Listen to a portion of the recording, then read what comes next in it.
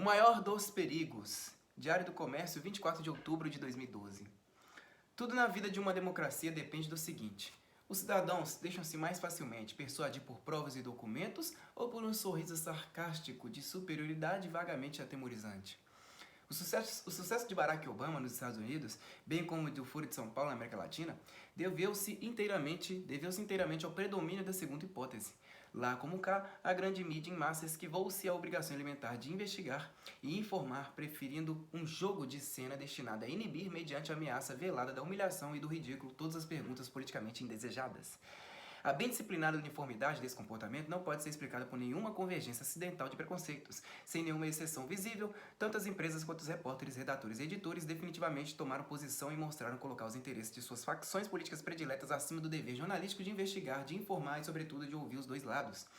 Vozes divergentes, pouquíssimas e débeis, não puderam ser caladas de todo, mas, manifestando-se exclusivamente nas sessões de opinião ou em blogs, acabaram por tornar-se inaudíveis sob a monstruosa orquestração de desconversas, piadinhas cínicas e rotulações pejorativas nas páginas noticiosas. Poucos fatos na história foram jamais tão bem averiguados, testados e provados quanto a falsidade documental do presidente americano e o esquema de dominação continental do Foro de São Paulo, no qual se irmanam, como sempre na estratégia comunista, organizações criminosas e partidos nominalmente legais, tornados assim eles próprios criminosos. Por isso mesmo, ambos esses fatos foram sistematicamente suprimidos do noticiário por tempo suficiente para que os beneficiários da cortina de silêncio alcançassem sob a proteção delas seus objetivos mais ambiciosos. E justamente por serem certos e irrefutáveis é que não foram impugnados mediante uma discussão franca e aberta, mas sonegados ou minimizados sumariamente por meio de caretas de desprezo, afetações de certeza olímpica e zombarias subginasianas, a mais vasta, organizada e abjeta pantomima que já se viu no mundo. A mídia, como o próprio nome diz, é o que está no meio, no centro, interconectando classes, grupos, regiões e famílias na visão simultânea de um conjunto de informações disponíveis uniformemente a todos. Ela é, por essência, o lugar comum. Logos comunes, topos, koinos, a fonte das premissas geralmente aceitas numa comunidade humana como garantias de verossimilhança e razoabilidade, bases de toda argumentação e crença. Desfruta, assim, de uma autoridade mais ampla e avassaladora do que qualquer casta sacerdotal jamais dispôs no passado em qualquer lugar do planeta. Até aproximadamente os anos 70, alguma idoneidade no exercício dessa função suprema ainda era garantida nas democracias pela variedade ideológica das publicações que livremente concorriam no mercado, como por exemplo no Brasil da segunda gestão Vargas, a Última Hora de Samuel Weiner na esquerda e o Estadão na direita. Desde então, não só neste país ou nos Estados Unidos, mas em todo o hemisfério ocidental, a concentração das empresas em poucas mãos, aliada à progressiva padronização das mentes dos jornalistas por intermédio do ensino universitário que as forma, reduziu a mídia a instrumento de governo e força uniformizadora da alma popular, sem que ela nada perdesse do prestígio residual de locus comunis adquirido em épocas de maior diversidade e franqueza. Qualquer observador atento pode notar que, quando mais um slogan ou chavão da nova moralidade que se pretende impor à humanidade aparece no programa do globalismo fabiano, ele é imediatamente adotado por toda a mídia mundial e as opiniões diferentes, que até à véspera circulavam normalmente como expressões respeitáveis, são repentinamente marginalizadas e expostas à execração pública, como sintomas de radicalismo ou doença mental. Hoje basta você ser contra o aborto para tornar-se imediatamente suspeito de nazismo ou de intenções terroristas. A velocidade crescente com que as ideias mais extravagantes e incongruentes se impõem do dia para a noite como padrões obrigatórios de normalidade anuncia para breve a extinção de toda possibilidade de debate franco sobre o que quer que seja. Não é preciso dizer que essas ideias são criações de mentes psicopáticas e, como contrário à experiência real mais direta e óbvia, resultam quando se arraigam na linguagem corrente e exorcizam toda veleidade de pensamento alternativo em espalhar por toda a sociedade o fingimento histérico como norma de comportamento e padrão formativo das personalidades, trazendo como consequência inevitável o embrutecimento da consciência moral e a disseminação das condutas criminosas. Também não é preciso dizer que o caos decorrente é em seguida reaproveitado como pretexto para a imposição de normas ainda mais psicopáticas e destrutivas. Por isso, Daniel Greenfield foi até eufemístico quando, escrevendo no Front Page Magazine de David Horowitz, afirmou que a grande mídia é hoje a maior ameaça à integridade do processo político. Ela tornou-se, isto sim, uma ameaça à inteligência, à civilização e a toda espécie humana. Saudades da idiotice. Diário do Comércio, 17 de janeiro de 2011. Se você espera encontrar qualquer cobertura honesta, por mínima que seja na grande mídia nacional ou internacional hoje em dia, está implorando para ser enganado. A falsificação, antigamente limitada, discreta e contrabalanceada, ao menos por arremedos de bom jornalismo, tornou-se ostensiva, cínica e generalizada. É como se os profissionais soubessem que podem contar com a obediência passiva de milhões de otários que eles mesmos treinaram para isso ao longo das duas últimas gerações. Jared Lee Loughner, que atirou na deputada Gabrielle Giffords, é um fanático esquerdista educado numa escola cujos mentores foram Barack Obama e o terrorista Bill Ayres. Mas esse fato decisivo foi omitido por quase todos os grandes jornais e canais de TV dos Estados Unidos. Preferiam explicar a motivação do crime pela ação mágica de uma ilustração colocada na página de Sarah Palin no YouTube, onde o distrito de Gifford e seus 20 deputados aparecem destacados no mapa americano por uma moldura em forma de alvo. Não se sabe nem mesmo se Loughner viu essa ilustração, e é claro que interpretá-la como estímulo, mesmo indireto e sutil, ao assassinato político em vez da simples luta eleitoral, é forçar a imaginação até a fronteira da demência. Mas a hipótese psicótica de que a figura exibida no YouTube tenha sido mais determinante na conduta do atirador do que toda a formação ideológica recebida ao longo de uma vida, vem sendo imposta ao público americano como se fosse a verdade mais banal do universo. E os responsáveis pela palhaçada não hesitam em tirar dela as conclusões políticas mais virulentas. Keith Olbermann, colunista da MSNBC, chegou a dizer que, se Sarah Palin não abjurar do apelo à violência publicado no seu canal, ela deve ser excluída da política. Entre os figurões da mídia, ninguém, é claro, lembrou-se de pedir que Obama e Ayres se penitenciassem de colocar ideias revolucionárias na cabeça de Loughner, embora seja óbvio que sem essas ele não teria tido jamais o desejo de praticar um assassinato político. O jornalismo que se pratica hoje em dia já ultrapassou até mesmo os limites da falsificação premeditada. O que era premeditação tornou-se hábito automatizado, meio inconsciente, como num fingimento histérico em que o doente, no começo, sabe que está mentindo, mas depois se deixa iludir por suas próprias palavras e entre lágrimas e protestos de indignação termina sentindo que diz a verdade e sentindo-o tanto mais intensamente quanto mais luta consigo próprio para sufocar a lembrança da mentira inicial. Bem dizia Eric von Ledin, não sei, Leddin, que a histeria é a base da personalidade esquerdista. Quem não sabe, por exemplo, que a situação econômica do Brasil nos últimos anos só melhorou porque os banqueiros internacionais decidiram usar o país como abrigo seguro de seus investimentos enquanto se esforçam para demolir a economia americana? A história do Brasil sempre se escreveu desde o exterior, mas no caso são os mesmos centros decisórios estrangeiros que têm interesse em esconder-se por trás de louvores ao governo brasileiro, atribuindo a este a autoria de ações que são inteiramente deles e nas quais a participação de Lula e seus ministros foi, no máximo, tão ativa quanto a de um tubo de lubrificante numa relação sexual. Explicar pelo Fome Zero, aliás, modestíssimo incremento do poder aquisitivo dos brasileiros é como achar que a água aumenta de volume ao ser trocada de balde, mas até formadores de opinião tidos como conservadores se sentem obrigados a repetir essa cretinice a título de captatio benevolente, antes de esboçar alguma crítica, mas mesmo leve e tímida, à elite petista que lhes inspira tanto ódio escondido quanto temor reverencial exibido. O jornalismo, dizia Joseph Conrad, no início do século XX, é uma coisa escrita por idiotas para ser lida por imbecis. Bons tempos aqueles. Hoje é uma coisa escrita por fingidores compulsivos para ser lida por masoquistas que só respeitam quem lhes mente na cara. A opinião pública mundial evoluiu da idiotice à psicose. É proibido parar de mentir. Diário do Comércio, editorial 27 de junho de 2008. Seja em ciência política, seja no mero comentário jornalístico, a análise de um candidato a qualquer cargo eletivo para ter o mínimo de confiabilidade tende a abranger os seguintes aspectos e suas inter-relações. Primeiro, sua imagem publicitária, o personagem criado pela sua campanha, o qual pode coincidir mais ou menos com a sua personalidade real. Segundo, seu programa de governo ou plano de ação considerado na sua pura lógica interna. Terceiro, a comparação entre esse plano e a situação externa objetiva, que ele promete alterar ou corrigir. Quarto, as correntes de pensamento atuais ou pretéritas que de maneira mais próxima ou mais remota se refletem nesse plano. Quinto, os grupos políticos, econômicos e culturais que apoiam o candidato de maneira ostensiva ou discreta. Sexta, a posição real do candidato ante esses grupos, seja como seu líder efetivo, como seu parceiro permanente ou temporário, ou como seu agente e serviçal. Sétima, as alternativas reais ou possíveis contra as quais sua candidatura se opõe de maneira explícita ou velada.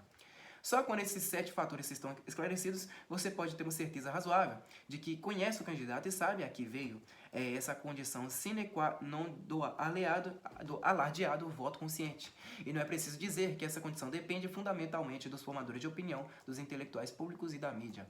Pois bem, em 2 eleições sucessivas, o brasileiro votou em Lula sem ter a menor ideia de que ele fora o fundador e presidente da maior organização revolucionária que já existiu na América Latina. Faltaram por completo na imagem pública do candidato os itens 5, 6 e 7 da lista. Essas informações foram propositadamente, sistematicamente sonegadas ao eleitor pela propaganda partidária e por toda a grande mídia com a cumplicidade passiva da pretensa justiça eleitoral. Essas 2 eleições foram ilegais no mais estrito sentido da palavra, não atender às condições mínimas de informação fidedigna que o público precisa para escolher uma marca de automóvel, uma geladeira ou um remédio para hemorroidas. Todos os proprietários de jornais, revistas e canais de TV sabiam disso perfeitamente. A Justiça Eleitoral sabia disso. As Forças Armadas sabiam disso. A cumplicidade geral deu ao crime áreas de legitimidade, marcando a ruptura definitiva entre o debate público e a realidade da vida nacional e gerando a atmosfera de alienação e loucura da qual a corrupção e a violência em doses jamais vistas no mundo são apenas o sintoma mais visível e escandaloso. Jamais na história de qualquer nação a elite falante por amor e temor a um grupo político ambicioso e cínico traiu e ludibriou tão completamente um povo. Não é de estranhar que, decorridos alguns anos, o hábito da trapaça consciente e fria tenha se impregnado tão profundamente na moral dessa elite que até mesmo a falar de outros países ela tem de mentir compulsivamente. E mentir não precisa sentido que interessa ao grupo dominante. Só para dar um exemplo, a cobertura jornalística da candidatura Barack Obama na mídia brasileira limita-se estritamente a vender ao público a sua imagem publicitária. E tem um da nossa lista sem chegar a tocar nem mesmo no seu programa de governo. Ela mente em favor de Obama ainda mais espetacularmente do que mentiu em favor de Lula. Nenhum jornal canal de TV brasileiro jamais me informou que Obama é um apóstolo da Media Reform, calculada para eliminar a liberdade de opinião na rádio, um defensor ardente da proibição total de armas de fogo pela população civil, na mesma linha que Hitler adotou na Alemanha, um partidário fervoroso do imediato desmantelamento das defesas americanas antimíssil, portanto da rendição incondicional ante qualquer poder nuclear estrangeiro. Ninguém jamais informou que ele votou contra a proibição de matar bebês que sobrevivam ao aborto e que é um discípulo da teologia da libertação na sua versão mais radical e extremada. Ninguém informou que os grupos que o apoiam são círculos bilionários globalistas aos quais ele serve como agente para a destruição da soberania americana e a imediata implantação de um governo mundial pelos meios mais antidemocráticos que se pode imaginar. E ninguém informou que sua maior vantagem ante o concorrente republicano reside precisamente na superioridade dos seus fundos de campanha. 400 milhões de dólares contra 85, o que já basta para mostrar que Obama não é de maneira alguma o candidato dos pobres e oprimidos. Contra todas essas informações essenciais, a mídia brasileira martela e remartela a imagem publicitária baseada exclusivamente na cor da pele. Se Obama fosse candidato a presidente do Brasil, teria a maior votação da nossa história. A técnica da rotulagem inversa, Diário do Comércio, de 19 de janeiro de 2011. O que no Brasil se chama de noticiário internacional consiste em repetir, ampliando-as e radicalizando-as as mentiras mais cínicas da mídia esquerdista norte-americana, com a certeza tranquilizante de não ter de enfrentar com ela a enérgica reação conservadora de metade da população que só ouve rádio e não acredita numa só palavra dos jornais e da TV. A vida da mídia chapa branca nos Estados Unidos não é fácil. A vida da mídia chapa branca nos Estados Unidos não é fácil como a da sua confrade brasileira. Aos domingos, o New York Times tira 1 milhão de exemplares, a 30ª parte do número de ouvintes de Rush Limbaugh, o radialista conservador que a família Sulzberger adora odiar. No Brasil, há um clone do New York Times que é a Folha, mas as estações de rádio e concessões federais estão bem defendidas contra a mera possibilidade de ali surgir um Rush Limbaugh.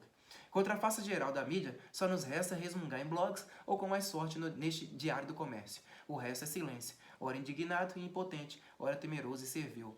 Nos Estados Unidos, quanto mais perde público, mais o establishment jornalístico apela a recursos de difamação histérica que o próprio Dr. Joseph Goebbels consideraria talvez um tanto grosseiros demais para persuadir um público adulto. Um desses expedientes é cobrir de invectivas odiosas ou personagens que se pretende rotular de odientos. Não é preciso, para sustentar o ataque, citar um só apelo de ódio que tenha saído da boca da vítima. Não é preciso nem mesmo torcer suas palavras dando um sentido odiento ao que não tem nenhum. Ao contrário, basta espumar de ódio contra a criatura e fica provado, espera-se que odienta é ela. Tudo é feito na expectativa insana de que o automatismo mental do público o induz a sentir que as pessoas que despertam tanto ódio devem ter ainda mais ódio no coração do que os jornalistas que as odeiam. Há sempre uma faixa de militantes estudantis e ativistas zongueiros que, por infalível instinto colaboracionista, finge acreditar na coisa, reforçando o ataque com insultos escatológicos e ameaças de morte, de modo que a violência crua despeja sobre o alvo inerme acabe por que a violência crua despejada sobre o alvo inerme acabe por se mesclar tão intimamente à sua imagem que pareça provir dele. Lançada pela grande mídia em tons de noticiário posadamente neutro e superior, a tentativa artificialíssima de inculpar a direita odienta, e especialmente Sarah Palin, pelos feitos mortíferos de um fanático esquerdista em Tucson, no Arizona, foi imediatamente reforçada por estes e outros apelos colocados em circulação no YouTube. Por que não atirar em Sarah Palin em vez da deputada democrata? Espero que Sarah Palin morra de uma morte horrível e leve com ela seu ódio estúpido. Alguém, por favor, pode atirar em Sarah Palin? Espero que Sarah Palin pegue câncer e morra nos próximos 2 anos. Sarah Palin deveria ser avaliada por encorajar o fanatismo contra os democratas. Junte-se a nós orando para que Sarah Palin contraia câncer e morra. Sarah Palin é a mais perigosa ameaça futura da espécie humana. Alguém, por favor, atire nela. Não sendo possível encontrar nas palavras de Sarah Palin nem o mais mínimo sinal de ódio a quem quer que seja, espera-se que a virulência dos ataques que sofra venha servir de prova contra ela. A premissa implícita aposta na estupidez do público e às vezes acerta. Se a mulherzinha não fosse mesmo uma peste, não seria tão odiada. Os que não são tontos o bastante para deixar-se iludir por esse arremedo de malícia demoníaca têm ainda um subterfúgio mais adulto para não escapar de toda a contaminação. No mínimo, quem desperta tanto ódio é, mesmo sem culpa, uma força divisiva, alguém que, para a felicidade geral da nação, deve ser mantido longe da Casa Branca, talvez até da política em geral. Como recomendava Talleyrand. Caluniem, alguma coisa sempre acabará pegando. Em ambos os casos, tanto os acusadores quanto seu público de idiotas úteis seguem fielmente o mecanismo da inversão revolucionária. Para você ter fama de odiento, não precisa odiar ninguém, basta que o odeiem. A imitação brasileira do processo mergulha ainda mais fundo na infâmia, porque Sarah Palin é personagem distante, alheia aos debates nacionais. Só mediante uma boa dose de fantasia histriônica, nossos compatriotas podem chegar a odiá-la pessoalmente. Também é claro que nos Estados Unidos ninguém lê a imprensa brasileira. A vida dos nossos jornalistas consiste em fingir para si mesmos que são forças auxiliares da esquerda americana, a qual nem sabe da existência deles. Ah, como os argentinos acertaram a apelidar nossos compatriotas de Los Macaquitos. Os Iluminados, Diário do Comércio, 7 de novembro de 2005.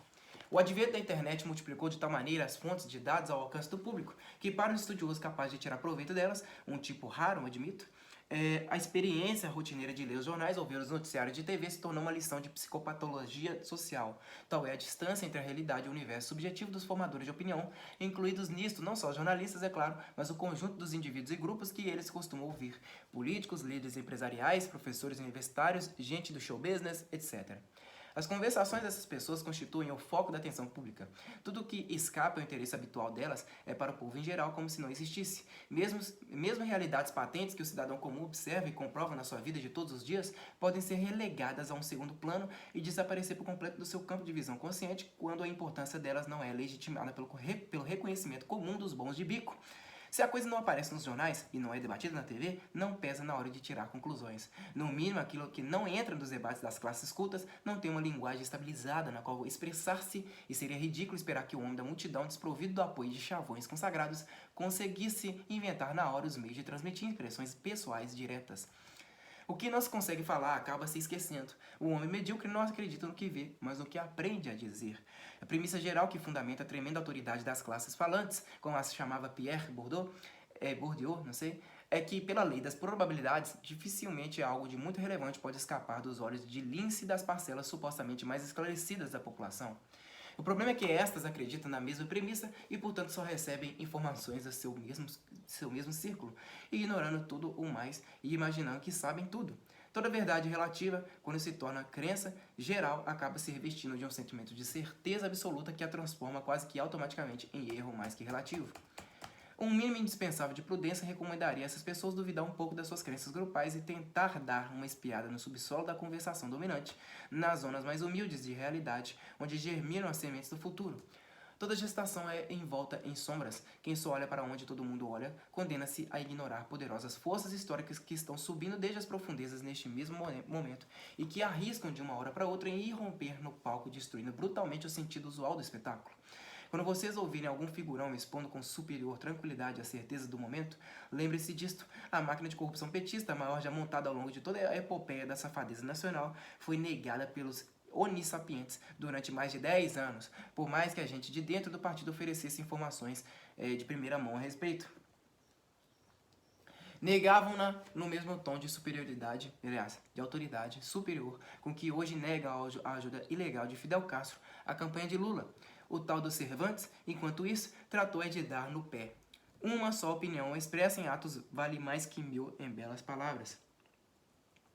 Nem vale a pena discutir as alegações dessa orquestra de silenciadores. Cuba não tem dinheiro? Fidel Castro tem. As Farc têm muito mais. A operação é tosca demais para o alto nível de estratégia cubana? Só acredita nessa desculpa que não conhece a biografia militar de Fidel Castro, uma sucessão de erros pueris transmutados em vitórias publicitárias. Cuba está quietinha no seu canto sem mexer na política de outros países? Leiam as atas do Foro de São Paulo. Cuba governa o continente. Os subterfúgios bobos só pegam porque respaldados em 3 décadas de fantasias transfiguradas em senso comum pela mágica da mídia. Não há um só luminar do jornalismo brasileiro que não acredite, por exemplo, na baleia das conquistas de La Revolución. Em 1957, 2 anos antes de Fidel Castro chegar ao poder, Cuba já tinha 2 vezes mais médicos per capita do que os Estados Unidos, e não com o atual salário de $30 por mês. Sua taxa de mortalidade infantil era a mais baixa da América Latina, e a 13ª no mundo, inferior à da França, da Alemanha Ocidental, da Bélgica e de Israel. Sua renda per capita era o dobro da espanhola. A participação dos trabalhadores cubanos no PNB era proporcionalmente maior que a dos suíços e a taxa nacional de alfabetização era de 80%. E Cuba era lotada de imigrantes, não de virtuais fugitivos. Esses dados jamais aparecem nos jornais e na TV. Sim, eles parecem mesmo que Fidel Castro fez alguma coisa pelos cubanos. Não fez nada além de enviar à morte uns 100 mil deles, aprisionar outros 500 mil e atormentar tanta população que a 5ª parte dela fugiu para Miami, onde hoje forma uma das comunidades mais prósperas dos Estados Unidos, enquanto os que ficaram na ilha alcançavam os 2 únicos recordes espetaculares que podem ser atribuídos ao regime comunista. A cota de vigilantes, policiais e olheiros subiu para 28% da população, enquanto a taxa de suicídios chegava a 24 para cada 1000 cubanos em 1986, tendo desde então desaparecido das estatísticas oficiais. Esses dados, repito, jamais aparecem na mídia popular brasileira. Suas fontes são muitas: o livro Negro da Revolução Cubana, relatórios da ONU e da Anistia Internacional, os livros de Armando Valladares, Carlos Alberto Montaner, Humberto Fontova, Guilherme Cabrera Infante, Luiz Grave de Peralta Morel, a imprensa cubana exilada em Miami. Quem na mídia nacional lê essas coisas? Jamais. Fontes confiáveis em assuntos cubanos para os jornalistas brasileiros, só as que vêm com imprimatur de Fidel Castro. Imprimatur, não sei. O resto descarta-se com 3 palavras: máfia de Miami. Acompanhada de um muxoxo de desprezo, essa expressão tem efeito probante imediato. Como se a máfia não estivesse em Havana, como se sucessivos traficantes cubanos presos nos Estados Unidos já não tivessem delatado o papel central de Fidel Castro no banditismo continental, como se um promotor federal americano não tivesse declarado ao Miami Herald, em julho de 1996, possuir mais provas contra Fidel Castro do que aquelas que levaram ao indiciamento de Manuel Noriega em 1988. Tudo propaganda da CIA, é claro. Mas não pensem que a cegueira das classes falantes se limite a fatos sucedidos no país sem imprensa livre, onde a informação extraoficial é inexistente. Elas não sabem nem o que se passa nos Estados Unidos, e não o sabem, porque nesse ponto igualmente só confiam em seus semelhantes. A grande mídia americana e os intelectuais públicos, tipo Chomsky e Michael Moore, por isso acreditam, por exemplo, que o vazamento de informações sobre a identidade de uma agente da CIA seja mesmo um caso sério, daquele de derrubar governo. De dentro dos Estados Unidos, a coisa se mostra bem menor. Tudo que o feroz promotor Fitzgerald conseguiu até agora foi indiciar o assessor de um assessor do vice-presidente e indiciá-lo por perjúrio, crime pessoal que não tem como envolver os superiores do acusado. Fitzgerald apegou-se a isso justamente porque na questão central do inquérito nada podia fazer além de barulho na mídia. Milton Temer, um dos sábios de plantão na Taba, diz que o vazamento é episódio considerado um dos mais graves na legislação dos Estados Unidos, um ato de traição abominável, punido com 30 anos de cadeia, mais multa pesada. Haja paciência. Dar o nome de um agente só é crime quando o sujeito está no exterior, em missão confidencial protegida pelo governo e sob recomendação expressa de sigilo. A dona estava em casa, sem missão nenhuma. Juridicamente, ninguém pode fazer com isso nada contra Dick Cheney, Karl Rove ou o próprio Lewis Libby. Lewis ou Levi's? Acho que Levi's. L-E-W-I-S, Libby. Resta tentar dar uma bela impressão de crise para ver se vira crise de verdade. Sei que o que estou dizendo não é o que aparece no New York Times, mas quem aqui nos Estados Unidos leva a sério o New York Times? Isso é leitura para pseudo-intelectuais do terceiro mundo. Uma pesquisa recente do próprio jornal mostrou que só 30% dos seus leitores confiam nele. E 30% de quanto? De 1 milhão e pouco de exemplares, num país de 300 milhões de habitantes. É um crente contra 1000 céticos. Se você quer saber no que acredita o eleitorado americano, sintonize no programa de Rush Limbaugh, 38 milhões de ouvintes diários. Ou de Sean Hannity, H-A-N-N-I-T-Y, 18 milhões. Os grandes jornais americanos são como a elite intelectual brasileira, um punhado de idiotas que se esfregam uns aos outros como drogados numa orgia, desprezando tudo do mundo em volta e se imaginando por mera loucura no topo da hierarquia universal. O auto-engano coletivo, que partindo da grande mídia americana, penetra nos cérebros brasileiros como uma carga maciça de cocaína, chega ao ponto de abafar com renitência obstinada e criminosa os fatos mais essenciais da época, substituindo-os por frases feitas que, depois de umas quantas repetições, se tornam dogmas da opinião pública e premissas incumbidas de sustentar com sua solidez inabalável as conclusões mais bobocas e mecânicas que um cérebro galináceo poderia produzir. Exemplo de silogismo. Premissa maior. Não havia armas de destruição em massa no Iraque. Premissa menor. Bush diz que havia. Conclusão. Logo, Bush mentiu para matar criancinhas e encher a Halliburton de dinheiro iraquiano. Bem, quem disse que não havia arma de destruição em massa no Iraque? A corte dos Iluminados. Os relatórios militares dizem que foram encontrados até agora 1,77 toneladas métricas de urânio enriquecido, 1.500 galões de agentes químicos usados em armas, 17 ogivas químicas com ciclosarina, um agente venenoso 5 vezes mais mortal que o gás sarin, 1.000 materiais radiativos em pó prontos para dispersão sobre áreas populosas e bombas com gás de mostarda e gás sarin. Se essas coisas não são armas de destruição em massa, são o quê? Peças do estojo? O pequeno químico? Não há no Pentágono quem as ignore, mas o Pentágono na guerra de mídia é nada. Só fiquei sabendo dessas descobertas porque as li no livro de Richard Miniter, Disinformation, 22 Media Myths That Undermine the War no Terror, on Terror, acho que é Terror, 22 Media Myths That Undermine the War on Terror. Miniter, veterano jornalista investigativo, foi colunista do Wall Street Journal e do Washington Post. Escreveu também no New York Times, que hoje pode não gostar muito do que ele diz, mas não pode tirá-lo de sua lista de best-sellers, onde está entrando pela terceira vez.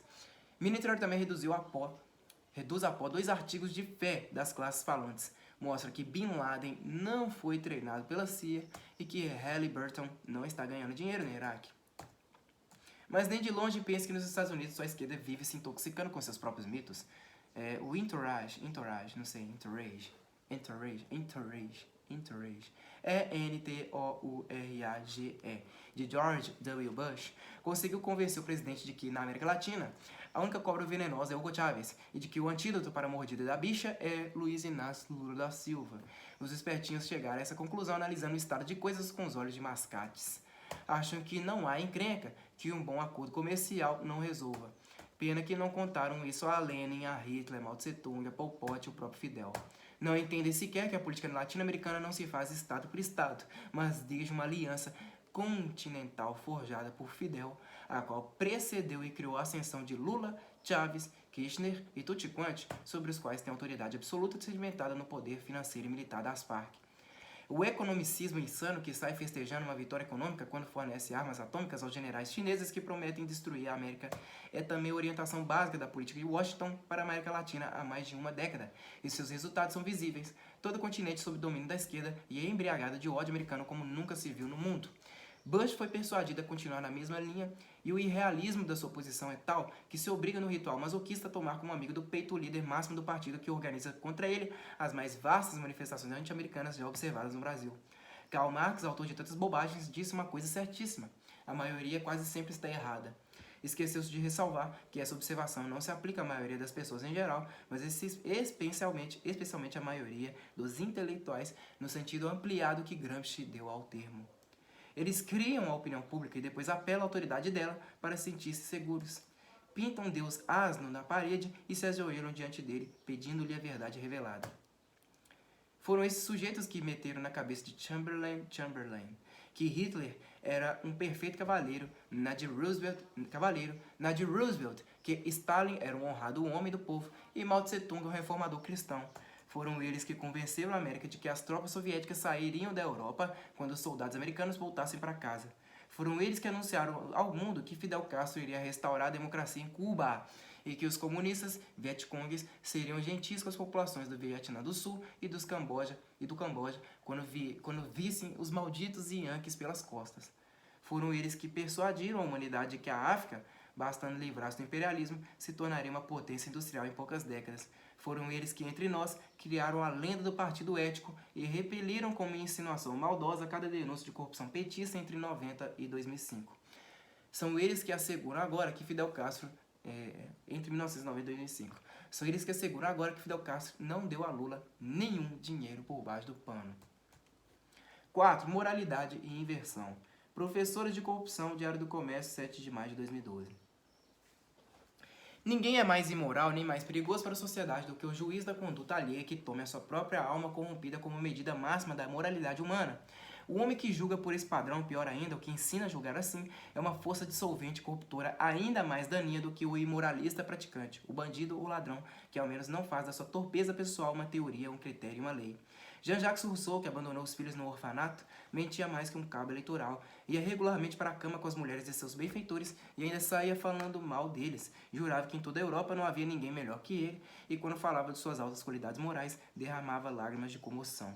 Rousseau tinha ao menos a desculpa de ser louco, mas sua loucura inaugurou a moda universal de tomar o próprio umbigo como ponto culminante da perfeição humana e medir tudo pela distância que vai daí ao chão. Porra, que soco na cara. Não falta exemplos disso na mídia nacional. Em artigo recente, o Sr. Paulo Moreira Leite jura que todo discurso moralizante é falso, porque tem como base uma visão fantasiosa das sociedades humanas. Considera que há pessoas de caráter límpido e incapazes de ter segredos inconfessáveis e ambições que condenam em público, mas cultivam na vida privada. A vida real não é assim. O que ele está dizendo é que na vida real não existem, prestem atenção, absolutamente não existem pessoas sem segredos inconfessáveis e ambições que condenam em público, mas cultivam na vida privada. A conclusão é inevitável. Se as pessoas não existem, o Sr. Moreira Leite, que existe, não pode ser uma delas. Logo, ele tem segredos inconfessáveis e ambições que condena em público, mas cultiva na vida privada. E notem bem, ele não disse alimentar em segredo, que ainda poderia ter a acepção de mera fantasia. Disse cultivar em privado, isto é, praticar escondido. Ele não se limita, portanto, a sonhar em ser um dia tão bem-sucedido quanto os malvados que criticam em público. Dedica-se ativamente a emulá-los quando não há ninguém olhando. E não apenas ele é assim, mas não concebe que exista alguém melhor que ele, alguém isento desses defeitos morais objetos. Ninguém pediu ao Sr. Moreira essa confissão de baixeza. Ele a fez porque quis. Se entendesse o que escreve, como se isso não fosse exigir demais, deveria admitir que ela o desautoriza automaticamente a falar mal das pessoas que, no fim das contas, não têm outro defeito senão de ser tão ruins quanto ele.